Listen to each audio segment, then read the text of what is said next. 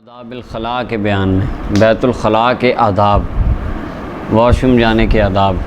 یہ صرف اسلام کا حسن ہے کہ نبی اکرم صلی اللہ علیہ وسلم کی سیرت طیبہ میں ہمیں بچہ جب پیدا ہوتا ہے وہاں سے لے کر اس کے دفن کرنے تک ہر چیز کا طریقہ اور ادب سکھایا گیا ہے۔ نہ یہودی مذہب میں ایسے ہے، نہ عیسائیوں میں ایسے، دنیا کے کسی مذہب میں یہ اتنی تفصیل سے کوئی حکم بیان نہیں ہوا۔ اور آگے وہ روایت بھی آئے گی کہ عیسائیوں سے اگر ہم پوچھیں کہ عیسیٰ علیہ السلام کی تعلیمات جو آپ تک آج تک آپ کہتے ہیں کہ ہمیں پہنچی ہیں، ان میں واش روم جانے کا، وضو کرنے کا، نہانے کا، غسل کا، کھانے کا کیا طریقہ کو ہے آپ کے پاس ریکارڈ؟ ان کے پاس کوئی ریکارڈ نہیں۔ یہودیوں سے پوچھ لیں، ان کے پاس بھی کوئی ریکارڈ نہیں۔ مسلمانوں کا یہ خاصہ ہے کہ ہمیں حدیث رسول صلی اللہ علیہ وسلم کے ذریعے ہر چیز کی تربیت دی گئی ہے، یہ صرف ہمارا خاصہ ہے۔ بیت الخلاء کے آداب کا بیان، پہلی فصل حضرت ابو ایوب انصاری رضی اللہ تعالیٰ عنہ فرماتے ہیں، نبی صلی اللہ علیہ وسلم نے ارشاد فرمایا، جب تم آؤ واش روم کے لیے کی غرض سے تو قبلہ کی طرف منہ نہ کرو، ولا تستدبروہا، اور نہ ہی قبلہ کی طرف پشت کرو۔ قبلہ کی طرف منہ کر کے پیشاب کرنا بھی ناجائز ہے، قبلہ کی طرف پشت کر کے بھی پیشاب کرنا ناجائز ہے۔ واش روم میں قبلہ کی جانب منہ کر کے بیٹھنا بھی صحیح نہیں اور پشت کر کے بیٹھنا بھی صحیح نہیں۔ ولیکن شرقوا وغربوا، لیکن مشرق کی طرف منہ کرو یا مغرب کی طرف منہ کرو۔ یہ حکم خاص تھا اہل مدینہ کے لیے، کیونکہ ان کا قبلہ شمال جنوب تھا اور ان کا عام جو صحیح کھلے ایریاز تھے وہ تھے مشرق مغرب۔ ہم آج پاکستان میں بیٹھے ہیں، ہمارے ادھر سے سورج نکلتا ہے مشرق سے مغرب میں ڈوبتا ہے، اگر منہ کریں ہم مشرق کی طرف تو پشت کعبے کی طرف ہوگی، اور اگر منہ کریں ہم مغرب کی طرف تو چہرہ کعبے کی طرف ہوگا، کیونکہ ہمارا تو مغرب میں کعبہ ہے۔ تو ہمارے لیے حکم یہ ہے کہ ہم شمال و جنوب میں منہ کریں گے، کیونکہ حدیث پاک کا مقصد فرمانے کا کیا تھا کہ قبلہ کی طرف منہ بھی نہیں کرنا اور پشت بھی نہیں کرنا۔ سمجھ آ گئی؟ تو یہ مشرق اور مغرب کا حکم خاص اہل مدینہ کے لیے تھا، تو جہاں پر قبلہ مشرق مغرب میں آ جائے وہاں اپوزٹ سائڈ پہ منہ کریں گے، پھر ان کے لیے حکم یہ شرق اور غرب والا نہیں ہوگا۔ آگے صاحب مصابیح السنہ امام بغوی رحمۃ اللہ علیہ فرماتے ہیں، یہ حدیث کا حکم صحرا میں ہے، یہ حدیث کا حکم ہے کیونکہ یہ شافعی تھے، صاحب مصابیح السنہ امام بغوی شافعی تھے نا، اس لیے وہ فرماتے ہیں کہ اس کا کیا ہے، یہ حکم صحرا میں، کیونکہ امام شافعی صحرا کے قائل ہیں، اور کہتے ہیں کہ جب ہو واما فی البنیان، بہرحال چار دیواری میں کسی پردے وغیرہ میں کوئی عرض نہیں ہے، قبلہ کی طرف منہ کرو یا پشت کرو، یعنی بند واش روم میں۔ انہوں نے آگے سورہ حضرت عبداللہ بن عمر والی روایت کہ میں نے حضرت افسر رضی اللہ عنہ کے گھر کی چھت پہ چڑھا بعض کام کرنے، تو میں نے سرکار نبی کریم صلی اللہ علیہ وسلم کو قضائے حاجت کرتے دیکھا، قبلہ کی طرف پشت تھی، شام کی طرف چہرہ تھا۔ اب پہلی تو بات ہے یہ حدیث درایت کے اعتبار سے دیکھیں آپ، اللہ کے حبیب صلی اللہ علیہ وسلم ایک کام سے منع فرمائیں، کیا حضور علیہ السلام خود وہ کام فرمائیں گے؟ ایک تو یہ چیز۔ دوسری بات، ملا علی قاری رحمۃ اللہ علیہ فرماتے ہیں یہ عمل عین ممکن ہے منع کرنے سے پہلے کا ہو، لیکن یہ یعنی ادب تو شو سکھایا گیا نا، اگرچہ بعد میں ہو، منع ادب تو ہے، ازلوں سے ہی ادب ہے اس کا۔ تو آقا کریم علیہ السلام کا ایک دوسری بات، عبداللہ بن عمر گھر کی چھت پہ چڑھے، کوئی بندہ پیشاب کر رہا اس کو دیکھنا جائز ہے؟ پتہ کیا چلا کہ عبداللہ بن عمر رضی اللہ تعالیٰ نے قصداً نبی صلی اللہ علیہ وسلم کو نہیں دیکھا، ان چھت پہ چڑھے یوں ہی نظر دوڑاتے اچانک نظر پڑ گئی، اور اچانک ایک سیکنڈ کے لیے کسی پہ نظر پڑے آپ کو پتہ چلتا ہے اس کی ڈائریکشن کدھر ہے؟ ایک سیکنڈ کے لیے دیکھیں نا، آپ کسی کو دیکھتے ہیں تو آپ کو پتہ چل جاتا ہے اس کی ڈائریکشن کدھر ہے اور کدھر اس کا چہرہ ہے، اور کدھر ایک سیکنڈ میں تو پتہ نہیں چلتا۔ اور آپ یہ کہیں کہ انہوں نے غور سے دیکھا تو یہ تو ویسے ہی ناجائز ہے، یہ تو ہو ہی نہیں سکتا۔ آگے نبی اکرم صلی اللہ علیہ وسلم کے جمہور صحابہ، میجورٹی صحابہ کرام کی، جن میں حضرت ابو ایوب انصاری رضی اللہ تعالیٰ عنہ کی بھی وہ حدیث ہے، اس کے اندر یہ صحیحین کے اندر یہ غالباً یہ روایت ہے، کتب ستہ کی روایت ہے، شاید بخاری شریف میں بھی ہے۔ ابو ایوب انصاری فرماتے ہیں ہم گئے شام، کہاں پہ؟ وہاں پہ کچھ واش روم تھے، ان کا چہرہ قبلے کی طرف تھا، اب ہے ہی وہ تھے، تو ہم کیا کرتے، ہم وہاں پہ ہٹ کے اس کے اندر بیٹھتے کہ ہمارا چہرہ کعبے کی طرف ہٹ کے بیٹھتے، قضائے حاجت کرنے کے بعد ہم باہر آ کے اللہ تعالیٰ سے توبہ کرتے اور بخشش کی دعا کرتے۔ ترمذی کے اندر یہ حدیث ترمذی میں بھی ہے کہ ہم بخشش کی دعا کرتے۔ امام سیوطی نے پھر اس پہ لکھا ہے کہ وہ بخشش کی دعا کس لیے کرتے تھے؟ اولا سب سے یہی ہے کہ وہ جو چہرہ قبلے کی طرف ہوتا تھا اس سے بخشش کی دعا کرتے، توبہ کرتے تھے۔ اگر یہ جائز ہوتا چار دیواری میں تو صحابی توبہ کیوں کرتے تھے؟ اور یا وہ برا کیوں کہہ رہے ہیں اس کام کو؟ یعنی جس سے پتہ چلا حضرت عبداللہ بن عمر والی روایت یہ درایتاً درست نہیں، کیونکہ جمہور صحابہ کا مذہب یہی ہے کہ بے شک آپ واش روم چار دیواری میں ہیں یا صحرا میں ہیں، قبلے کی طرف منہ کرنا بھی حرام ہے اور پشت کرنا بھی جائز نہیں۔ اور ایک طرف ایک تفرد ہے حضرت سیدنا عبداللہ بن عمر رضی اللہ عنہ کی روایت، تو 11 صحابہ کے مقابلے میں ایک روایت ترجیح کس کو ہوگی؟ ان 11 صحابہ کو، جو زیادہ بڑی جماعت۔ اور ہاں، اور ایک بات اور محدثین نے ایک اور بات کی، کہتے ہیں اچھا مستدبر القبلہ، قبلے کی طرف پشت کر لی اگر حضور نے، انہوں نے وہ آگے سے محدثین کہتے ہیں کعبہ نبی پاک صلی اللہ علیہ وسلم سے افضل نہیں ہے، سرکار پشت کر سکتے ہیں۔ یہ بھی بعض نے بات کی کہ حضور تو کعبے سے بھی افضل ہے، تو آقا کریم علیہ السلام بھی فرما سکتے۔ اچھا، اب اور یہ بات جو یہاں تک ہے کہ مومن کی فضیلت بھی آپ کہیں گے کہ مومن بھی کعبے سے، تو مومن بھی کر سکتا ہے، یہ بھی تو کہہ سکتا ہے نا، کسی کے طرح ذہن میں اعتراض آ سکتا ہے۔ تو آقا کریم اگر مومن، اچھا یہ مطلب یہ نہیں ہے کہ ہر بندہ اٹھے لٹر پٹر اور اٹھ کے وہ کہے کہ میں تو کعبے سے افضل ہوں، کیونکہ وہ حدیث میں ہے کہ مومن کی کعبے سے افضل۔ اگر افضل ہے تو جس بندے نے کعبہ شریف کی طرف منہ کر کے تھوکا تھا، نبی علیہ السلام فرمایا اس کے پیچھے تو نماز ہی نہیں ہو رہی۔ اگر وہ افضل تھا کعبے سے تو نبی علیہ السلام نے اس کے پیچھے نماز پڑھنے کا دہرانے کا حکم کیوں دیا تھا؟ لہٰذا وہ یہ اس کا مطلب نہیں ہے کہ ہر بندہ، وہ ایک خاص نہج کی روایت تھی اور مخصوص افراد کے لیے تھی، وہ جب آئے گی ہم اس کی ڈیٹیل وہاں کریں گے۔ یعنی ہر بندے کے لیے حکم نہیں ہے کہ ہر بندہ اٹھ کے کہے جی میں تو کعبے سے افضل ہوں، یہ نہیں ہے۔ اچھا جی، اور علامہ غلام رسول سعیدی صاحب رحمۃ اللہ علیہ نے بخاری شریف میں جہاں یہ حضرت عبداللہ بن عمر والی روایت آئی ہے، اس کے تقریباً انہوں نے کو 10-11 جواب لکھے ہیں اس کے، انہوں نے بڑی ڈیٹیل سے وہاں پہ لکھا۔ تو یہ روایت بالکل درایتاً صحیح نہیں، اور اگر ہو بھی آپ مان بھی لیں تو جمہور صحابہ کے مقابلے میں ایک روایت ہے، تو ترجیح جمہور صحابہ کے مذہب کو ہوگی۔ لہٰذا اور بلکہ آپ دیکھیں اہل حدیث مکتبہ فکر کے وہ جو عالم ہیں عبد الرحمن مبارک پوری،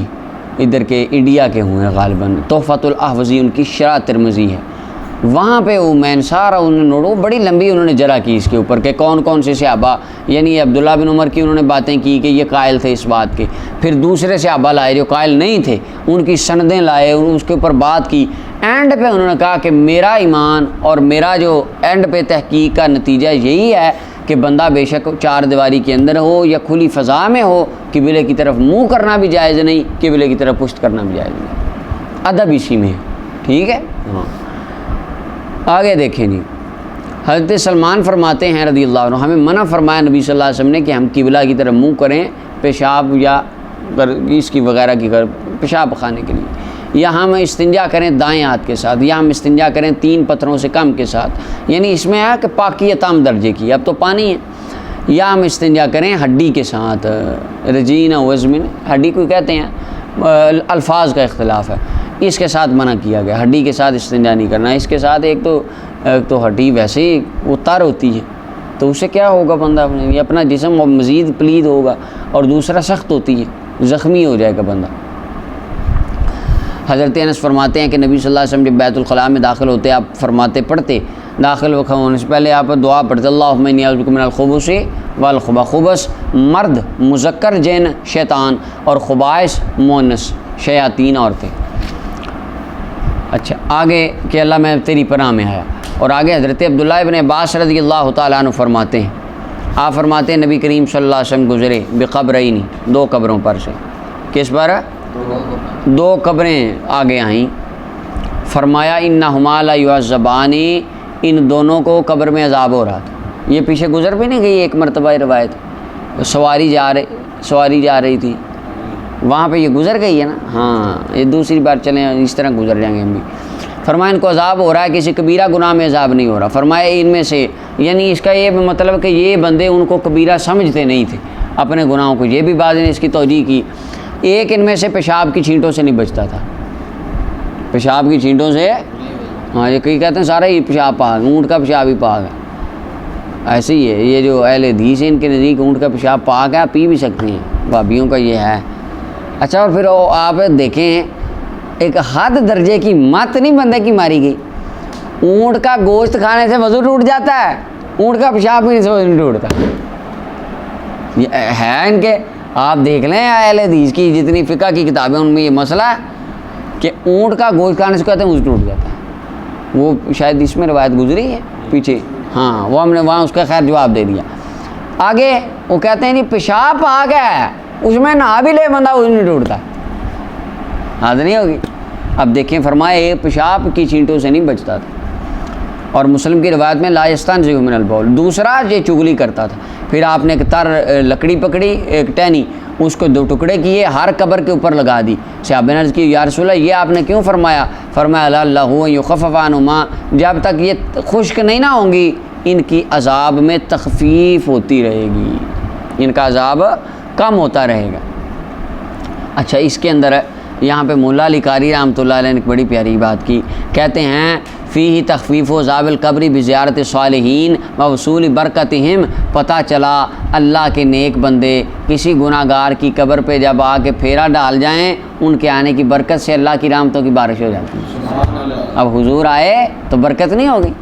ٹہنیاں لگا دیں تو فرمایا عذاب کم ہو جائے گا ان کا۔ اور دوسری مثال اس کی بخاری شریف کے اندر وہ حدیث ہے کہ ایک حبشیہ خاتون جو مسجد نبی شریف کے اندر ہی رہا کرتی تھیں اور صفائی کرتی تھیں مسجد کی، اماں جی خاتون تھی، فوت ہو گئیں۔ صبح کے وقت حضور نے فرمایا آج وہ اماں نظر نہیں آئی، یا رسول اللہ تو رات کی فوت ہو گئی ہے، ہم نے رات کو اس کو دفن کر دیا۔ تو حضور نے فرمایا تم نے اس کو غریب سمجھ کے دفن رات کو بتانا بھی کسی کو مناسب نہیں سمجھا، رات کو جنازہ پڑھا۔ فرمایا چلو، حضور قبر پہ گئے اور جا کر حضور وہاں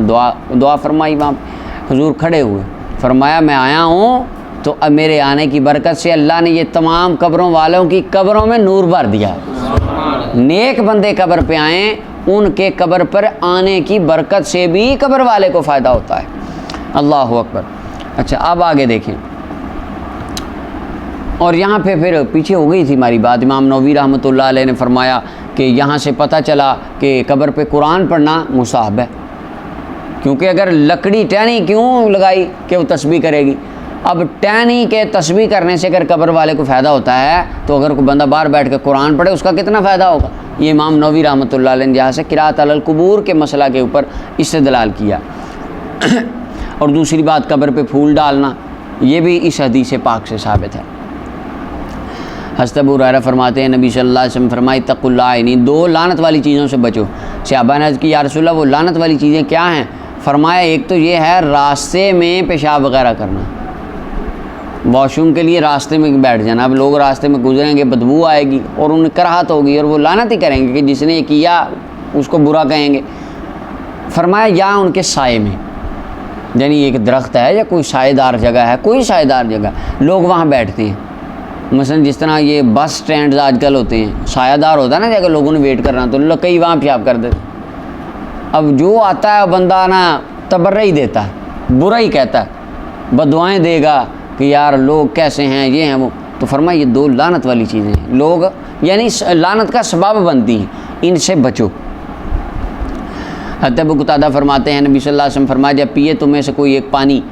نہ پھونک مارے برتن میں۔ آج سائنس کہتی ہے کہ برتن میں پھونک مارنے سے بندے کے جراثیم پانی میں اور اس گلاس میں شامل ہو جاتے ہیں، لیکن پھونک نہیں مارنی چاہیے۔ یہ انہیں بیچارے مسکینوں کو آج آگے پتہ چل رہا ہے، سال 200 سال پہلے تحقیق کر رہے ہیں۔ آقا کریم علیہ السلام نے 1400 سال پہلے یہ تعلیم اپنی امت کو ارشاد فرما دی،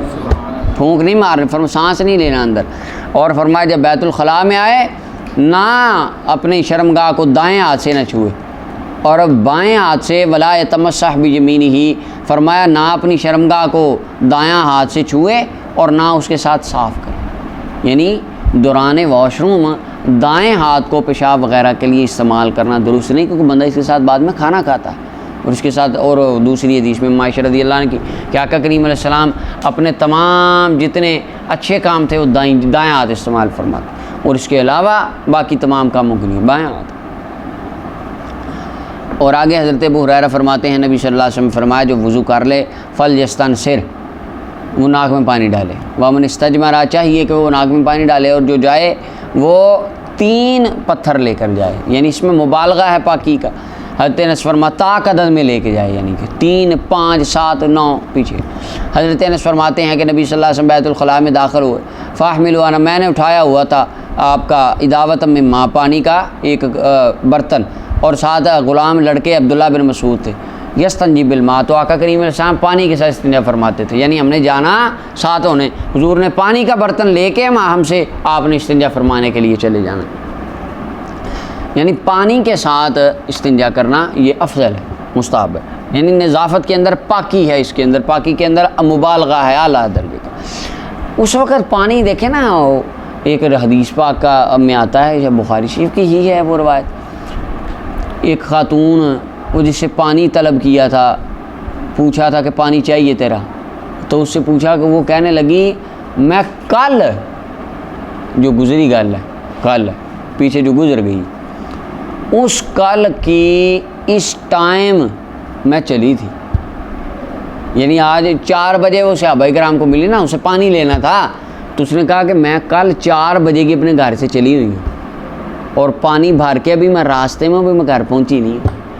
اتنا ٹائم لگتا تھا ایک پانی کی مشک بھرنے جانے میں، بعض جگہیں ایسے بھی تھی عربوں کی، یہ آج تو ہر گھر میں موٹر لگی، پمپ لگا، یہ تو صحیح بات، شکر ادا نہیں ہم کرتے۔ اگر ہو یہاں پہ بھی وہاں پہ، یہ جس طرح ادھر بلوچستان اور جس طرح تھار پار کر کے علاقوں میں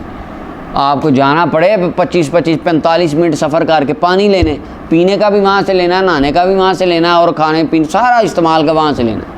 پتہ نہ لگ جائے بندے کو، سواریوں پہ پھر رہ کے لانا پانی، تو وہاں پہ پھر پتھر استعمال ہوتے تھے زیادہ، پانی اتنا دستیاب ہی نہیں ہوتا تھا۔ اچھا جی، آگے ہے دوسری فصل۔ حضرت انس فرماتے نبی صلی اللہ علیہ وسلم جب بیت الخلاء میں داخل ہوتے اپنی انگوٹھی کو اتار لیتے تھے آپ۔ ترمذی اور ابو داؤد نسائی نے اس کو روایت کیا، اور امام ترمذی فرماتے ہیں حدیث حسن صحیح ہے، غریب۔ ابو داؤد فرماتے ہیں حدیث منکر ہے،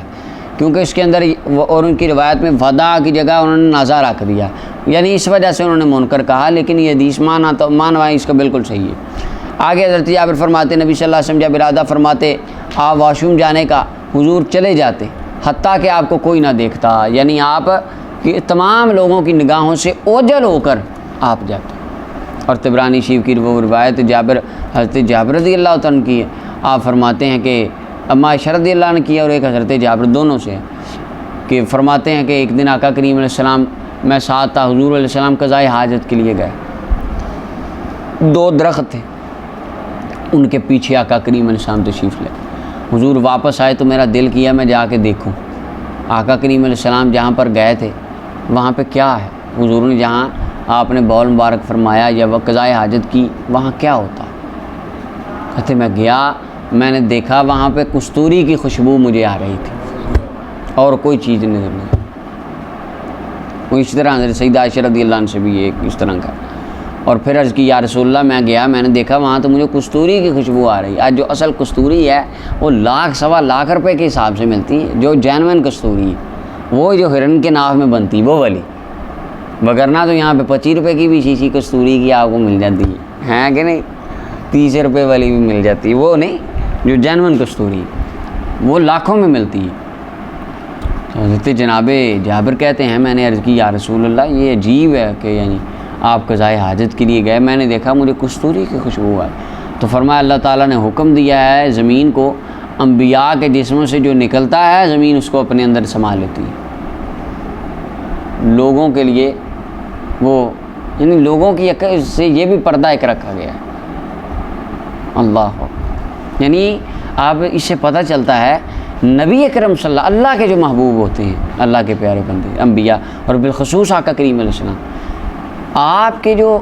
یعنی ایک ریگولر روٹینز تھی نبی علیہ السلام کی زندگی کی بتقاضۂ بشریت بھی، وہ نبی علیہ السلام نے جو معاملات فرمائے وہ ہمیں صرف تعلیم دینے کے لیے فرمائیں۔ اس کے علاوہ اگر ہم کہیں کہ ان کی زندگی وہ ایک خارجی ہوتا ہے، وہ ایک کہ دیکھیں جی کچھ نہیں ہو سکتا، دیکھیں نبی کی بیٹیوں کو بھی تو طلاق ہوئی تھی، پھر کیا ہوگا؟ یعنی اس طرح کی باتیں نا تنقیدن، یعنی وہ تو مجبور تھے، حالانکہ وہ صحیح مسلم کے اندر حدیث ہے، نبی علیہ السلام نے ایام وصال کے روزے رکھے، کئی دن مہینہ سوا کھائے کچھ نہ۔ اب کوئی بندہ آئے میدان میں کو زیادہ جو کہتا ہے اس کو کہیں آپ رہیں جناب بھوکا، ایک مہینہ بھوکا رہے ہیں، پانی بھی نہ پئیں آپ، دیکھیں آپ زندگی، اور آپ نے سارے کام بھی کرنے ہیں،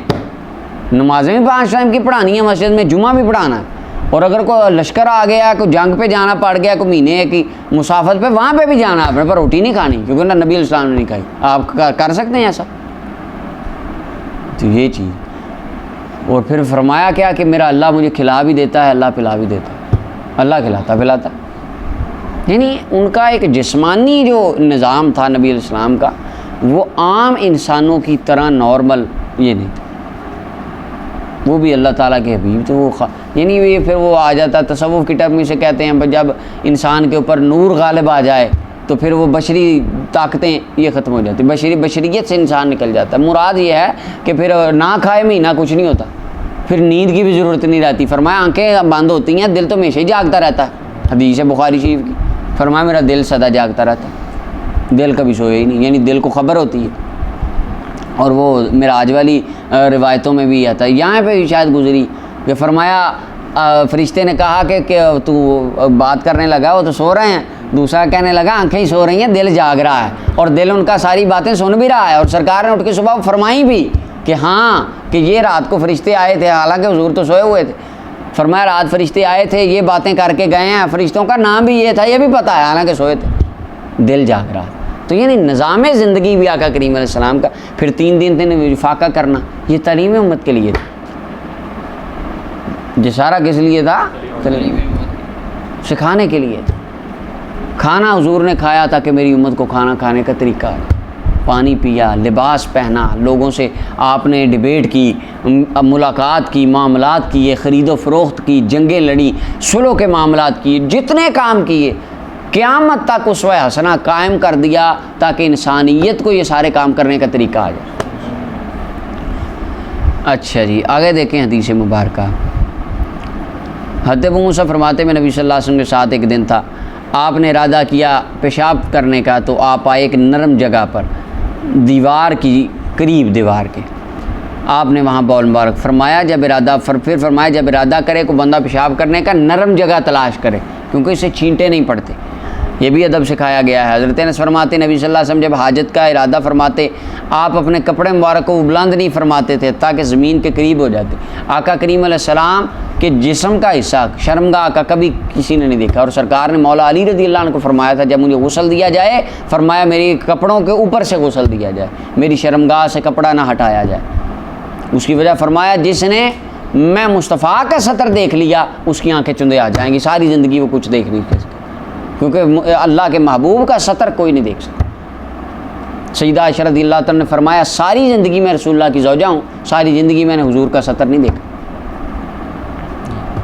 جی آقا کریم علیہ السلام عظمت و شان تھی۔ اللہ اکبر۔ اور پھر آگے حضرت انس فرماتے نبی صلی اللہ علیہ وسلم جب ارادہ فرماتے قضاء، اچھا یہ تو ہو گئی۔ آگے حضرت ابو ہریرہ فرماتے نبی صلی اللہ علیہ وسلم فرمایا میں تمہارے لیے والد کی طرح ہوں، تمہارے لیے والد ہی، جیسے والد اولاد کے لیے ہوتا ہے نا، فرمایا تم سارے میرے اولاد کی طرح۔ اعلمکم، میں تمہیں چیزیں سکھاتا ہوں، تعلیم دیتا ہوں، جیسے بچہ چھوٹا ہوتا ہے نا، باپ سکھاتا ہے، چلنا سکھاتا ہے، انگلی پکڑ کے، باپ کیا کرتا ہے؟ چلنا انگلی پکڑ کے سکھاتا ہے۔ تو قرآن میں وَكُنْتُمْ عَلَىٰ شَفَا حُفْرَةٍ مِّنَ، فرمایا تم تو جہنم کی طرف جا رہے تھے، مصطفیٰ انگلیاں پکڑ پکڑ کے جنت کی طرف لے کے آئے ہیں تم۔ فرمایا میں تو والد کی طرح ہوں، جیسے سکھاتا ہوں تمہیں چیزیں، جب تم واش روم کے لیے، پیشاب وغیرہ کے لیے جاؤ، قبلہ کی طرف منہ نہ کرو، پشت نہ کرو، حکم دیا 3 پتھر استعمال کرنے کا، اور آقا کریم علیہ السلام نے عن الروث والریمہ، لید گوبر وغیرہ استعمال کرنے سے منع فرمایا، یعنی دوران استنجا یہ سوکھا ہوا گوبر خشک وغیرہ یہ استعمال نہ کیا ہے، کیونکہ وہ تو پہلے ہی پلیت ہے، اور منع فرمایا کہ بندہ پاکی حاصل کرے دائیں ہاتھ کے ساتھ۔ ابن ماجہ اور دارمی نے اسے روایت کیا، بایاں ہاتھ استعمال کیا جائے۔ عائشہ فرماتی ہیں رضی اللہ عنہ کہ آقا کریم علیہ السلام کا دایاں ہاتھ مبارک دست مبارک لطہورہ و طعامہ، پاکی حاصل، پاک کاموں کے لیے، کھانے کے لیے تھا، اور بایاں یہ بیت الخلاء اور اس کے علاوہ جو اس سے ملتے جلتے کام ہیں، ناک جھاڑنا یا اس طرح کا کام، ان کے لیے بایاں ہاتھ ہوتا تھا۔ اچھا جی، من اعضاء کا مطلب ہے ما یستکرہ النفس، جس کو انسانی نفس، انسانی جان ذرا تھوڑا سا ناپسند جانتی ہے، ان کاموں کے لیے بایاں ہاتھ رکھا تھا، بایاں ہاتھ ان میں استعمال ہوتا، دایاں سارے اچھے کاموں میں ہوتا۔ اما عائشہ فرماتی ہیں نبی صلی اللہ علیہ وسلم فرمایا جب جائے تمہارا ایک اپنی حاجت کے لیے، چاہیے کہ وہ 3 پتھر لے جائے جن سے پاکی حاصل کرے، یہ اس کو کافی ہیں۔ آگے ابن مسعود فرماتے نبی صلی اللہ علیہ وسلم نے فرمایا کہ نہ استنجا کرو بالروس،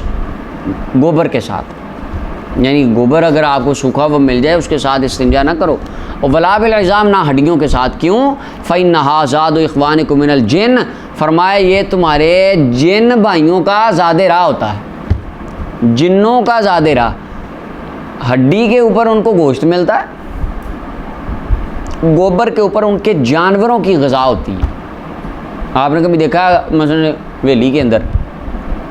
گاؤں میں، ہاں کسی حویلی میں گوبر کی وہ آپ نے دیکھا اتنے بڑا بڑا وہ لگایا ہوتا ہے انہوں نے، پہاڑی سی بنائی ہوتی ہے ان کی، وہ بنا کے ان کی۔ اچھا آپ نے کبھی دیکھا ہے کبھی اندر سے کسی نے کھا لی ہو غیبی طور پہ؟ دیکھا کبھی ہڈی کھائی ہو کبھی کسی؟ ہڈی جہاں پڑی 100 سال بعد بھی وہیں پڑی۔ پھر کیا مطلب ہے کہ بھائی جن بھائیوں کی خوراک ہے؟ اس کا مطلب یہ ہے کہ جب وہ جن آتے ہیں گزرتے ہیں اس ہڈی سے، اس ہڈی کے اوپر اللہ تعالیٰ ان کے لیے ان کی دنیا میں گوشت پیدا کر دیتے ہیں اور وہ وہاں سے کھا لیتے ہیں۔ ہمیں نظر نہیں آتا کیونکہ ان کا جان پردے والا ہے، رہتے وہ ہمارے اندر ہی ہیں، لیکن ان کی کوئی چیز ہم دیکھ نہیں سکتے، یہ اللہ تعالیٰ کے نظام۔ اسی طرح گوبر کے اوپر ان کے جانوروں کی غذا پیدا ہوتی ہے اور ان کے جانور وہاں سے کھا لیتے ہیں، لیکن ہمیں وہ نظر نہیں ہے۔ جس طرح پیچھے گزر گیا، قبر والے کو جوتیاں پاٹ رہی ہوتی ہیں، نظر آئیں کبھی؟ قبر والا جنت کا باغ ہے، کبھی آیا نظر اندر جنت کو پھال لگے ہیں کو؟ اور پھر فرمایا کو قرآن پڑھ رہا ہے، قاری قرآن ہو، وہ گزر ترمذی میں روایت ہے، سنائی تھی ایک بار آپ کو ادھر کہ فرمایا قبر پہ خیمہ لگایا، نیچے سے قرآن کی آواز آ گئی، اب وہ قرآن پڑھ رہا ہے، کوئی قبر کھول کے آپ دیکھیں، دیکھا کیسا بندہ آپ سب بیٹھ کے اپنا پھیرا دے رہے ہیں منزل، ایسے تو نہیں ہوتا، لیکن پڑھ رہا ہے قرآن۔ لیکن وہ جس جہان میں پڑھ رہا ہے وہ جہان ہم دیکھ سکتے، برزخ ہے، اور برزخ ہمارا پردہ ہے، آڑ ہے، ہماری آنکھوں سے وہ سارا کچھ رہا ہے، قرآن و سنت کے بے شمار گواہ دلائل ہیں اس کے اوپر کہ سارا کچھ ہو رہا ہے، لیکن ہمیں نظر آ سکتا اسی طرح یہ نظر آتا ہے، لیکن کس کو؟ اللہ کے پیاروں کو آتا ہے۔ جیسے حضور نے فرمایا میں دیکھ رہا ہوں عذاب ہو رہا ہے۔ اچھا جی، آگے حضرت رویفہ بن ثابت فرماتے ہیں مجھے نبی صلی اللہ علیہ وسلم فرمایا رویفہ لعل الحیات ستطول بک بعدی، فرمایا مجھے یقین ہے تیری زندگی میرے بعد بڑی لمبی ہونی ہے۔ اور کس بندے کی زندگی لمبی ہے، کس کی کام ہے، سرکار یہ بھی جانتے ہیں۔ فرمایا تیری زندگی ابھی بڑی لمبی ہے، لوگوں کو خبر دے دے کہ جو بندہ داڑھی باندھے، داڑھی عقدہ، دیکھیں اس کے بارے میں انہوں نے کیا لکھا، یہ سنت کے مخالف ہے، داڑھی کھلی رکھنا سنت ہے، باندھنا صحیح نہیں۔ کانا یا کہ دون حافل حروب، یہ زمانہ جاہلیت کے اندر جنگوں میں لوگ داڑھی باندھتے تھے، داڑھی باندھ کے لڑنا، اور اس کے اندر ایک تو یہ ہے کہ یہ عورتوں کی تشبیہ ہے، اس کے اندر بال باندھنا کن کا کام ہے؟ مردوں کا۔ اسے پتہ چلا پونی بھی نہیں پہننی چاہیے مرد کو، ہے کہ نہیں؟ ہاں ویسے پونی سے بچنا چاہیے کیونکہ اس کے اندر بھی خواتین کی مشابہت آ جاتی ہے۔ دوسرا یہ ہے کہ یا کہ دونوں، وہ داڑھی اس لیے جس بندے کی ایک بیوی ہوتی تھی وہ داڑھی میں ایک گرہ لگاتا تھا، دھاگے سے باندھ لیتا، جس کی 2 ہوتی تھی وہ دوسری گرہ، جس کی 3 ہوتی تھی 3 گرہ لگاتا تھا داڑھی میں، اور 4 والا 4، اس طرح یعنی زمانہ جاہلیت کا کام تھا۔ تو آقا کریم علیہ السلام نے کیا ارشاد فرمایا، ان کو خبر دے دے جس بندے نے داڑھی باندھی، جس بندے نے او تقلد وطرن، یا اس نے کیا کیا، وطر لٹکایا، یعنی ویسے منکے اور ایسے وہ ہڈیاں نہیں ہوتی، یہ کوئی بندہ گلے میں لٹکائی کس کی، ہاتھی کی ہڈی، یہ جی اپنا شیر کی ہڈی، اس سے کیا ہوگا جی، بلائیں نہیں آتی۔ زمانہ جاہلیت میں بھی ہوتا تھا، آج کل بھی ہمارے کئی بچے کے گلے میں نا وہ ہاتھی دانت کا چھوٹا سا وہ لٹکایا ہوتا ہے، یہ اس کے ساتھ نظر نہیں لگتی، یہ حرام ہے سخت۔ یہ نیت کر کے یہ باندھنا کہ یہ بچے یہ جو اپنا باندھا ہے دانت، اس کی وجہ سے، اس کی برکت سے بچے کو نظر نہیں لگے گی، تو یہ فرمایا سیدھا سیدھا من تعلق کا تمیمتاً فقد اشرک، اس نے شرک کیا،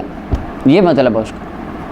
تو یہ بھی فرمایا تقلد وطرن، جس نے وہ منکے وغیرہ، وہ ہڈیاں اور وہ شرکیہ چیزیں گلے میں لٹکائیں، او استنجا برجی دابتی او عزمن، یا اس نے استنجا کیا ہڈی کے ساتھ، کسی چپائی کی ہڈی وغیرہ کے ساتھ، فإن محمد صلی اللہ علیہ وسلم منہ بری، نبی اکرم صلی اللہ علیہ وسلم اس سے بری. اس کے اندر مولا علی قاری دیگر محدثین فرماتے ہیں اس کے اندر سخت قسم کی زجر و توبیخ ہے. یہ مطلب نہیں ہے کہ وہ بندہ امت سے ہی نکل جاتا ہے. اب جس نے ہڈی کی یوز کر لی کہ وہ استنجے میں، یا اس نے وہ گرا لگا لی تو وہ گیا کافر ہو گیا، نہیں کافر نہیں ہوا، بلکہ اس میں سخت قسم کی زجر و توبیخ ہے، جھڑکا گیا اس کو کہ انسان بنے، یہ کام بہت سختی سے منع کیے گئے ہیں، ان کو بالکل بھی بندہ نہ کرے. اچھا جی، بہرحال تعویذ لٹکانا، قرآنی تعویذ جس میں قرآن پاک لکھا ہو یا حدیث رسول صلی اللہ علیہ وسلم کی کوئی دعا ہو، وہ جائز ہے. اچھا جی، اس کے اوپر وہ سننے ابی داؤد کی غالباً وہ روایت ہے ابی رسول، اس میں بلکہ مشکات میں بھی آگے چل کے وہ آئے گی، میں پھر عرض کروں گا کہ وہ اپنے جن بچوں کو یاد نہیں ہوتا تھا ان کے گلے میں لکھ کے وہ لٹکا دیتے تھے، تعویذ لگا دیتے. ابو ہریرہ پاک فرماتے لیکن یہ کام نہیں کر لینے، بندے نماز آج کل پڑھتے نہیں، بابا جی تعویذ دے دو، پیر جی تعویذ دے دو. بندے کو میں نے کہا جی یہ مجھے، اس نے مجھے خیر اپنی وہ بتایا کہ مجھے یہ ہوتا ہے. میں نے اس کو اپنا کہا کہ آپ نے 3 سبق ہیں یہ آپ نے پڑھنے ہیں،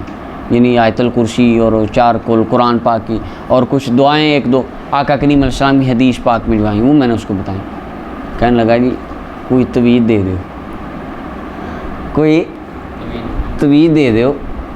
جس نہ بیڑے پار ہو جائے، پڑھنا نہ پوے کچھ، یعنی مجھے کچھ نہ کرنا پڑے. نماز وہ کہتا ہے نماز جی کہاں پڑھی جانی ہے، اور یہ آپ 4-3 آپ نے چیزیں بتا دیں. ہر نماز کے بعد 4 کل اور آیت الکرسی، سورہ فاتحہ. اب محبوب علیہ السلام نے فرمایا کہ یہ چیزیں جو ہیں یہ بندہ پڑھتا ہے شیطان کے شر سے محفوظ، کئی حدیثوں کا مفہوم ہے. اور وہ کہہ رہا ہے میں نے یہ نہیں کرنا،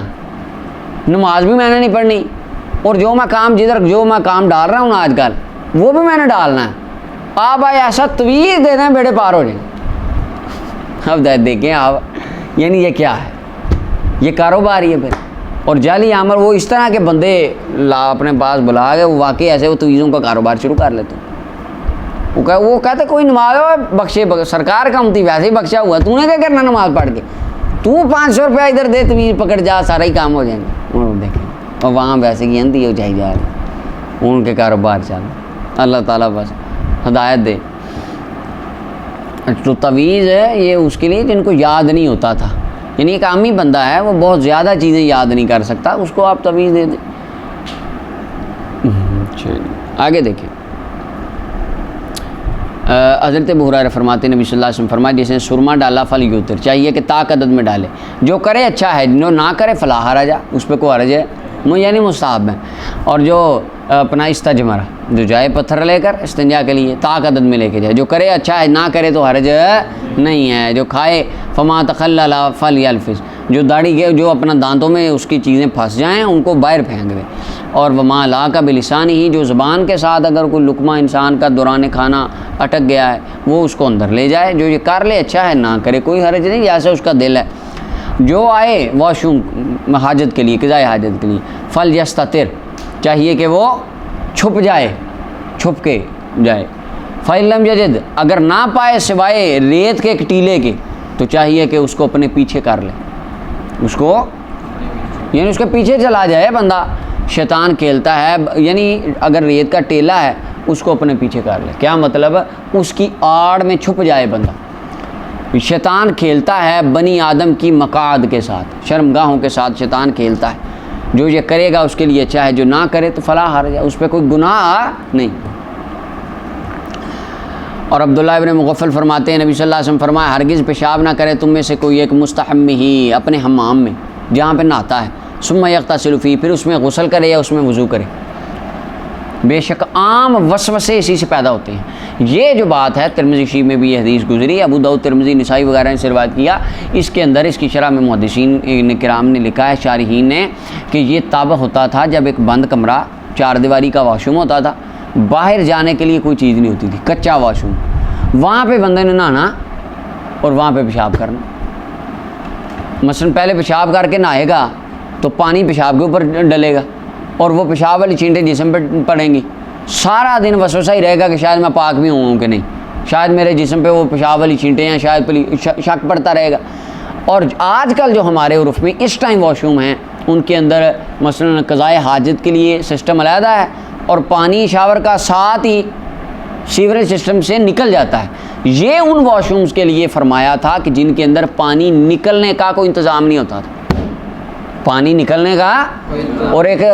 وہ حضرت میمونہ رضی اللہ تعالیٰ عنہ کی حدیث کے اندر آتا ہے کہ آقا کریم علیہ السلام نے غسل کا طریقہ بتایا، اما سیدہ میمونہ نے نقل فرمایا، پھر حضور باہر آئے اور آپ نے اپنے قدمین شریفین دھوئے۔ وہ تب تھا کہ پانی باہر نکلتا نہیں تھا، زمین نے چوسنا پانی، وہ آہستہ آہستہ آہستہ آہستہ جانا تھا۔ تو آج کل تو یہ بالکل نہیں ہے، تو آج کل یہ اس طرح یہ حکم بھی ہم نہیں لگائیں گے کہ بندہ اس کو منع نہیں ہے، یعنی آج کی بات۔ البتہ بہتر ہے، سائنٹیفکلی طور پہ آج بھی یہ تحقیق ہو رہی ہے کہ ایک ہی واش روم کے اندر غسل کا اور قضائے حاجت کا اکٹھا جو اہتمام کرنا ہے، اس سے بیماریاں ہیں لگتی ہیں بندے کو، جراثیم اس سے پیدا ہوتے ہیں۔ یعنی یہ سائنٹیفکلی طور پہ ہے، وہ کہتے ہیں غسل کے کوشش آپ کریں، غسل کے غسل خانے علیحدہ بنائیں اور قضائے حاجت کے واش روم علیحدہ بنائیں۔ آج ہمارے تقریباً سیم کٹا ہی ہے نظام۔ بہرحال فرمایا ہم وصف سے اس سے ہوتے ہیں، تو یہ اس واش روم کے لیے تھا کہ جہاں پر پانی نکلنے کا کوئی نظام نہ ہو۔ آگے دیکھیں اگلی حدیث، عبداللہ ابن سرجس فرماتے ہیں نبی صلی اللہ علیہ وسلم فرمایا ہرگز کوئی پیشاب نہ کرے تم میں سے کوئی بندہ سوراخ میں، کس میں؟ سوراخ میں کوئی بندہ پیشاب نہ کرے۔ کیوں؟ اسے منع فرمایا گیا، کوئی چیز لڑ گئی زہریلی۔ پھر اور یہاں پہ وہ لکھا ہے حضرت مولا علی قاری نے، حضرت جناب نبی کریم صلی اللہ علیہ وسلم کے وہ صحابی تھے، سردار بھی تھے مدینہ منورہ کے، سعد ابن عبادہ رضی اللہ تعالیٰ عنہ۔ ان کے بارے میں آتا ہے وقد نقلا ان سعد بن عبادۃ الخزرجی قتلہ الجن، کہ ان کو ایک جن نے قتل کیا تھا، لأنہ بال فی جوہر بارض حوران، حوران کی زمین میں ایک سوراخ میں انہوں نے پیشاب فرمایا تھا۔ وہ سوراخ کسی جن کا گھر تھا، اس سوراخ میں اس جن نے آپ کو قتل کر دیا۔ واللہ عالم بالصواب۔ کہتے ہیں کہ وقد رویہ فی کتب الفقہ، اور بعض کتابوں میں یہ بھی ہے کہ پھر اس وقت جنہوں نے ایک شعر بھی پڑھا تھا، تاریخ کی کتابوں میں بھی یہ روایت آتی ہے، نحن قتلنا سید الخزرج، ہم نے قتل کر دیا خزرج کے سردار سعد بن عبادہ کو، اور ہم نے اس کو مارا ایسا تیر کہ جو ہمارا تیر اس کے دل سے آگے پیچھے نہیں ہوا، یعنی دل پہ لگا جا کے شہید کر دی۔ واللہ عالم بصحت، اللہ بہتر جانتا ہے اس کی قصہ کے صحیح ہونے کو۔ خیر منقول ہے یہ کہ پیشاب سوراخ میں کرنے سے آپ کی شہادت ہوئی تھی، جنہوں نے آپ کو قتل کیا، اللہ بہتر جانتا ہے۔ باقی نبی علیہ السلام نے اس سے منع فرمایا۔ آگے جی معاذ فرماتے ہیں رضی اللہ عنہ، نبی صلی اللہ علیہ وسلم فرمایا 3 لعنت والی چیزوں سے بچو، البراز فی الموارد وقاریۃ الطریق والذل، وارد ہونے والی جگہ، هو الماء الذی یرد علیہ الناس، حوض جہاں سے لوگ پانی بھرنے آتے ہیں، اس کے ارد گرد اس کے قریب پیشاب وغیرہ نہ کرو، یعنی اس کو قضائے حاجت کے لیے استعمال نہ کرو۔ اور دوسری وہ 2 چیزیں جو پیچھے گزر گئیں راستے کے درمیان میں اور سائے میں کرنا، یہ لعنت کا موجبتان ہے چیزیں۔ ابو سعید رضی اللہ عنہ فرماتے ہیں نبی صلی اللہ علیہ وسلم فرمایا کہ بندہ نہیں 2 بندے نکلتے، یضربان الغائطہ، جو قضائے حاجت کے لیے جاتے ہیں 2 بندے، کاشفین عن عورتہما، اپنی شرمگاہوں کو کھول لیتے ہیں اور باتیں کرتے ہیں، فرمایا اللہ ان کی اس حرکت پہ ناراض ہوتا ہے۔ کسی ایک مسلمان کا دوسری مسلمان کی شرمگاہ کو دیکھنا بغیر سبب شرعی کے یہ حرام ہے۔ ڈاکٹر کے لیے، حکیم وغیرہ کے لیے، اس کے لیے کسی کی سطر کو بوقت ضرورت مرد کے لیے دیکھنا یہ جائز ہے، کیونکہ اس کو تو مجبوری ہے، اس کی شریعت نے ان چیزوں میں اجازت دی ہوئی۔ یہ اب ہم بندہ بس بیٹھے ہیں اور باتیں گپیں لگا رہے ہیں، شرمگاہیں دیکھ رہے ہیں ایک دوسرے کی، فرمایا اللہ ناراض ہوتا ہے، یہ کام جائز نہیں، حرام ہے یہ۔ آگے زید بن ارقم فرماتے نبی صلی اللہ علیہ وسلم فرمایا بے شک یہ حشوش، یہ حشن کی جمع ہے، وہ الکنیف، مراد اسے واش روم، فرمایا محتضراتم، جنوں کے شیطانوں کے حاضر ہونے کی جگہ ہے، واش روموں میں جن شیطان ہوتے ہیں۔ اور فرمایا جب تم میں سے کو بیت الخلاء میں آئے وہ کہے اللہم انی اعوذ بک من الخبث والخبائث، اللہ میں خبیث جن مردوں عورتوں سے تیری پناہ میں آیا۔ فرمایا اللہ تعالیٰ ان کی آنکھوں میں ایک آڑ پیدا کر دیتا ہے، پھر وہ بندے کو نہیں دیکھ سکتا، یہ بھی آتا ہے بعض روایتوں میں۔ آگے مولا علی فرماتے نبی صلی اللہ علیہ وسلم فرمایا، یہ آگے وہی بات آ گئی، فرمایا جنوں کی آنکھوں اور بنی آدم کی شرمگاہوں کے درمیان پردہ ہے، اگر کوئی کرنا چاہے تو یہ بات پردہ ہے کہ جب تم میں سے کوئی داخل ہو وہ کہے بسم اللہ الرحمن الرحیم پڑھے، پھر اللہم انی اعوذ بک من الخبث والخبائث یہ پڑھ کے جائے۔ فرمایا اللہ ان کی آنکھوں کے درمیان پردہ ڈال دیتا ہے، وہ پھر دیکھ نہیں سکتے۔ اچھا جی آگے، اور حضرت عائشہ رضی اللہ عنہ فرماتی نبی صلی اللہ علیہ وسلم جب بیت الخلاء سے نکلتے آپ پڑھتے غفرانک، اللہ تیری ہی بخشش ہے۔ حضور بخشش کیوں مانگتے؟ اس کی امام سیوطی رحمۃ اللہ علیہ لکھتے ہیں قوت المغتزی کے اندر، کہتے اس کی ایک تو وجہ ہے واش روم میں ذکر نہیں ہوتا، اللہ کا ذکر واش روم میں نہیں کر سکتے، تو وہ لمحات ذکر الہی کے بغیر گزرتے تھے، زبان پہ ذکر الہی جاری نہیں ہوتا تھا، تو حضور باہر آ کے ان گھڑیوں سے بخشش مانگتے تھے کہ اللہ تو مجھے بخش دے کہ یہ وہ لمحات ہے جن میں میری زبان پہ تیرا ذکر جاری نہ رہ سکا۔ دوسرا معنی کہ ایک بندہ اس نے اللہ تعالیٰ نے ہمیں کھانا عطا فرمایا، کھانا کھایا، پھر اللہ تعالیٰ نے ایک بہترین نظام ہمیں قوت ہاضمہ عطا فرمائی، جس نے اس غذا سے جتنی جسم کو طاقت کی ضرورت تھی وہ لے لی، وہ جسم کے سارے اعضاء میں اس نے وہ ان کو پہنچا دی، یعنی اس نے ہمیں جسم کو جتنی طاقت تھی قوت تھی وہ پرووائڈ کر دی۔ اس کے بعد جو باقی بچ گیا کھانا وہ چلا گیا ہمارے فضلہ جات میں اور وہ ایکسٹرا جسم سے باہر نکل گیا۔ یہ اتنا بڑا بہترین نظام کس نے دیا؟ اللہ نے دیا۔ تو یا اللہ جس طرح تیرا شکر ادا کرنے کا حق ہے نا اس طرح ہم کر نہیں سکے، تو ہمیں بخشش دے دے، بخش دے۔ اس وجہ سے بخشش نہیں پتہ، میرے علم میں یہ نہیں۔ امام مالک کا وہ بات انہوں نے لکھی اندر، 100 مسئلہ پوچھا، 30 بتائے، بعض 20 بتائے، 24 بتائے، مختلف علماء کا آتا ہے بتائے، باقی 70 کے بارے میں فرما مجھے نہیں آتا۔ ہم سے کو 100 پوچھے ہم کہتے ہیں 101 بتائیں گے۔ ٹولو قاری صاحب فرماتے تھے آتے ساڑھے بندے ٹول لانا ہی لانا، بتانا ہی بتانا، جھوٹی ہو۔ تو یعنی یہاں سے پتہ چلا یہ ممکن ہے ایک بات ایک کو تو پتہ ہو دوسرے کو پتہ۔ وفوق کل، قرآن کہتا ہے فوق کل ذی علم علیم، ہر علم والے سے بڑا علم والا، اور کل کائنات کا علم جس ذات پہ ختم ہوتا ہے وہ اللہ وحدہ لا شریک کی ذات ہے، اللہ سے زیادہ کائنات میں، اور اللہ کے بعد سب سے زیادہ علم اللہ نے رسول اللہ صلی اللہ علیہ وسلم کو عطا فرمایا، بس باقی سب کو علم جتنا ملا وہ حضور کے علم کا صدقہ ملا۔ آگے ہے جی حضرت تیسری فصل آ گئی، عائشہ رضی اللہ عنہ فرماتی ہیں، اچھا یہ تو ہو گئی بات۔ زید بن حارثہ رضی اللہ عنہ فرماتے ہیں نبی صلی اللہ علیہ وسلم فرمایا کہ جبریل علیہ السلام آئے، پہلی وحی کے اندر جب آئے تو انہوں نے وضو اس وقت بتا دیا، اور نماز جب وضو سے فارغ ہوئے ایک چلو لیا پانی کا اور اس کے ساتھ فرندہ یا فرض شرمگاہ کو چینٹا لگا دیا، بتا دیا کہ حضور یعنی امت کو یہ تعلیم بھی آپ ارشاد فرما دیں، وسوسوں کو دور کرنے کے لیے یہ چیز ہے۔ آگے حضرت ابو ہریرہ فرماتے ہیں نبی صلی اللہ علیہ وسلم فرماتے ہیں کہ جبریل میرے پاس آئے اور عرض کی اے یا محمد صلی اللہ علیہ وسلم یا تودع تھا جب آپ وضو کریں فنتدح چھینٹا لگا لیں، وہی جو پیچھے گزر گیا۔ لیکن یہ روایت صحیح نہیں ہے، یہ حدیث امام محمد بخاری فرماتے ہیں، امام ترمذی کہتے ہیں کہ امام بخاری سے میں نے سنا اپنے استادوں سے، وہ فرماتے تھے حسن بن علی ہاشمی اس کے اندر ایک راوی ہے جو منکر الحدیث ہے، یہ لہٰذا یہ روایت صحیح نہیں۔ آگے عائشہ رضی اللہ عنہ فرماتی ہیں نبی صلی اللہ علیہ وسلم نے حضور علیہ السلام باول مبارک فرما رہے تھے، حضرت عمر پیچھے کھڑے تھے، یعنی حضور علیہ السلام ایک آڑ میں تھے پردے کے اس جانب، حضرت عمر ادھر کھڑے تھے پیچھے، پانی کا ایک لے کر مشکیزہ، فقال ما ھذا یعمر، پیشاب مغارہ سے فارغ ہو کر حضور نے فرمایا عمر یہ کیا ہے؟ عرض کی حضور پانی ہے جس کے ساتھ آپ وضو کریں گے۔ فرمایا مجھے حکم نہیں دیا گیا کہ جب بھی میں پیشاب کروں یہ میں دیکھ کے میں وضو کروں، اگر میں کروں تو سنت بن جائے، یعنی جب وضو ٹوٹ جائے ضروری نہیں ہے ہر وضو کے بعد فوراً، ہر پیشاب کے بعد فوراً وضو کرنا، یہ کوئی لازم ہے؟ ہمارے لیے وضو کعب ہے نماز کے لیے، پانچ نمازوں کے لیے نا، تو یہ محبوب علیہ السلام فرمایا ہر وقت وضو رہنا فرض، باوضو رہنا فرض نہیں ہے، اگر میں باوضو ہر ٹائم رہوں تو یہ سنت بن جائے۔ اب دیکھیں آقا کریم علیہ السلام نے یہ بھی امت کو سہولت عطا فرمائی، اگر آپ ساری زندگی ہر لمحہ باوضو رہتے تو یہ تاکید والی ایک سنت ہو جانی تھی، ایسے ہی ہے نا، اور علماء محدثین نے یہی سمجھنا تھا اور ہم نے بھی یہ اس طرح یعنی سے کیا ہونا تھا، آپ کے میرے جیسے ہم نکموں بندوں پہ کیا ہونا تھا، سختی ہو جانی تھی، ہم سے راہ نہیں جانا تھا ہر وقت۔ اور پیچھے حدیث گزر گئی وضو پر ہمیشگی کون نہیں رکھتا ہے؟ جو کامل مومن ہے، پیچھے گزر گئی روایت، آپ اس دن شاید آئے نہیں تھے۔ اچھا جی،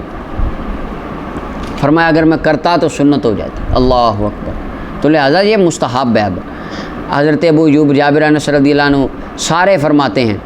کہ جب یہ آیت نازل ہوئی نا فی رجال یحبون ان یتطہروا کہ وہ مرد جو پاکی کو پسند کرتے ہیں اللہ ان کو پسند کرتا ہے، تو نبی صلی اللہ علیہ وسلم فرمایا ان ساریوں کے گروہ اللہ نے تمہاری شان بیان کی ہے پاکی میں، کیا پاکی ہے تمہاری؟ انہوں نے کہا یا رسول اللہ ہم وضو کرتے ہیں نماز کے لیے اور غسل کرتے ہیں جنابت کے لیے اور پانی سے پاکی حاصل کرتے ہیں۔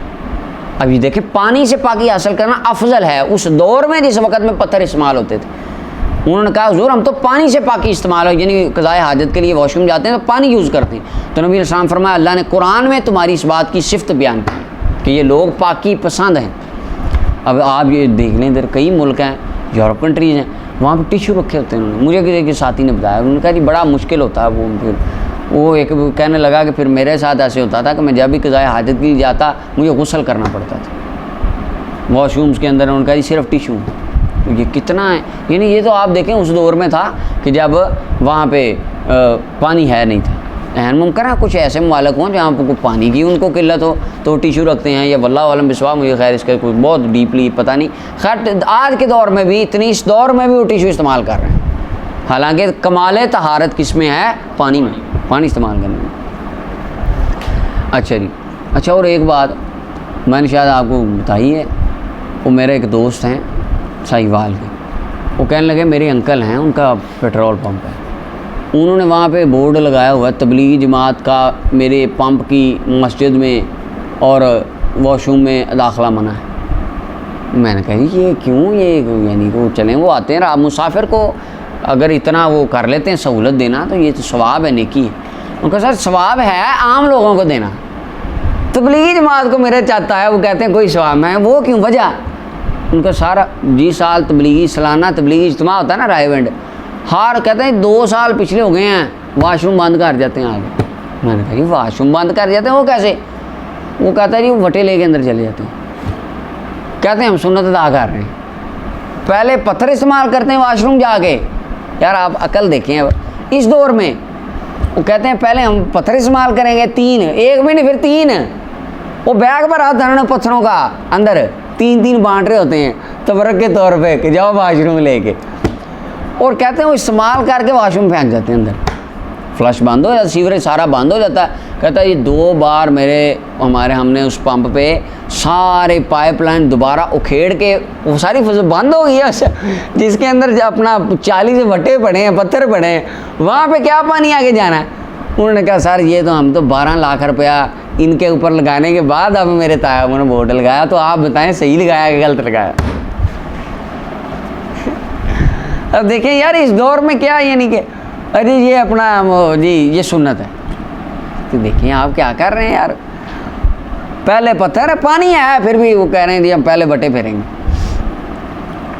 اچھا آگے دیکھیں نہیں تو محبوب علیہ السلام نے ان صحابہ کی فرما ہوا ذاکا، اسی وجہ سے جو تم پانی سے پاکی حاصل کرتے ہو اللہ نے تمہاری شان بیان ثنا کی ہے، فعلیکم سے لازم پکڑے رکھنا۔ حضرت سلمان فرماتے ہیں بعض مشرکین نے مذاق اڑاتے ہوئے وہ یستہزئ، اس حال میں کو مذاق اڑا رہے تھے، مجھے کہنے لگے انی لارا صاحبہ کو، ہم تو دیکھتے ہیں آپ کے صاحب یعنی نبی صلی اللہ علیہ وسلم کو، وہ تمہیں سکھاتے بڑی تعلیم دیتے ہیں، حتی الخراۃ، حتیٰ کہ قضائے حاجت کے طریقے بھی تمہیں بتاتے ہیں۔ انہوں نے مذاقاً کہا، قلت تو سلمان کہتے ہیں میں نے آگے سے کہا ہاں بالکل، ہمیں حکم دیا گیا ہے قبلہ کی طرف منہ نہ کریں اور دایاں ہاتھ استعمال نہ کریں اور 3 پتھروں سے کم پہ اکتفا نہ کریں، ہڈی وغیرہ سے استنجا نہ کریں۔ تم بتاؤ تمہیں کیا تعلیم دی گئی، بتاؤ ذرا، تو واش روم جانے کا کیا طریقہ ہے تمہارے دین میں؟ تو ان کے پاس کوئی جواب آج بھی نہیں ہے، انہوں نے تو آگے اپنا مذاق کیا نا، استہزاء کیا۔ تو سلمان فرماتے ہیں میں نے کہا ہاں، میں نے فخر سے کہا کہ یہ ہوتا ہے، کیونکہ سلمان فارسی آپ عیسائیوں میں رہے تھے، 250 سال ماشاءاللہ آپ کی عمر تھی، عیسائیوں میں آپ نے اپنی زندگی کا ایک عرصہ گزارا تھا۔ اور یاد فرماتے نا میں پادری کے پاس رہا، اس سے پوچھا ہاں کدھر، اس نے کہا فلانے کے پاس چلا جا، وہ مرنے لگا، اس نے کہا اب ادھر، آخری نے کہا اب تو مکہ ہی چلا جا، بس اب ادھر ہی ہے، ہم مرنے لگے ہیں اور رحمت للعالمین تشریف لانے والے، تو پھر آپ آ گئے بکتے بکاتے، پھر حضور نے انہیں خریدا، سبحان اللہ۔ حضرت عبد الرحمن بن حسنہ فرماتے ہیں نبی صلی اللہ علیہ وسلم تشریف لائے، ہاتھ میں الدرقہ، آپ کے ہاتھ میں ایک ترس لیس فیہ خشب ولا اسم، آپ نے ایک یعنی لکڑی لگائی گاڑی، پھر بیٹھ گئے، آپ نے اس کی طرف جانب وہ آگے گاڑ دیا، کوڑا لکڑی والا تھا اس کے پیچھے لگا ہوا تھا، وہ اس کی جانب آپ نے پیشاب فرمایا کو دیکھا، بعض فقال بعضهم، تو بعض نے کہا کہ دیکھو یہ کیسے بول کر پیشاب میں جیسے بیٹھتے ہیں جیسے خواتین بیٹھتے ہیں، نبی علیہ السلام کمال پردہ کے اندر بیٹھے تھے۔ تو آقا کریم صلی اللہ علیہ وسلم کی آواز سن لی، بعد میں حضور نے فرمایا وہی آقا تم برباد ہو جاؤ، ما علمت ما صاحبہ بنی اسرائیل، تم نہیں جانتے کہ کیا پہنچا تھا صاحب بنی اسرائیل کے جو لوگ تھے، جب ان کو پیشاب پہنچتا نا، ان کو لگ جاتا پیشاب کپڑوں پہ، قردوا بالمقارید، وہ کاٹ دیتے کینچیوں کے ساتھ، ان کو منع کیا گیا لیکن وہ منع ہوئے نہیں، فعذب فی قبرہ، ان کو قبر میں اس وجہ سے عذاب دیا گیا، یعنی اسے ان کو منع کیا وہ پھر بھی منع نہیں ہوئے، ان کو عذاب ہوا تھا قبر میں۔ حضرت مروان الاسفر کہتے ہیں میں نے ابن عمر کو دیکھا، اپنی اونٹنی کو بٹھایا، قبلہ کی طرف منہ کر کے پھر بیٹھ گئے، اس کی طرف پیشاب کیے۔ میں نے کہا ابو عبدالرحمن منع نہیں کیا گیا، فرمایا منع کیا گیا فضا میں،